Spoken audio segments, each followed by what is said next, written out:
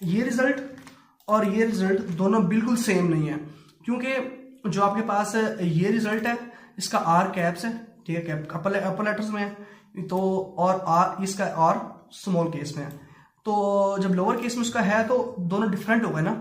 Case sensitive है, ठीक है, तो डिफरेंट होगा, ये डिफरेंट वेरिएबल है, ये एक डिफरेंट वेरिएबल है, ठीक है। तो अब F5 करेंगे, ठीक है, जब सॉरी यहाँ पे मैंने भूल के ये सेमीकोलन लगा दिया, सेमीकोलन नहीं लगाना, ठीक है, तो समझ तो गए होंगे, क्योंकि पाइथन सेमीकोलन यूज नहीं करते। यहाँ F5 प्रेस करता हूँ मैं और मस्ट बी सेव और ओके, ठीक है, 18 और 7 आ गया। अच्छा नेक्स्ट क्या है,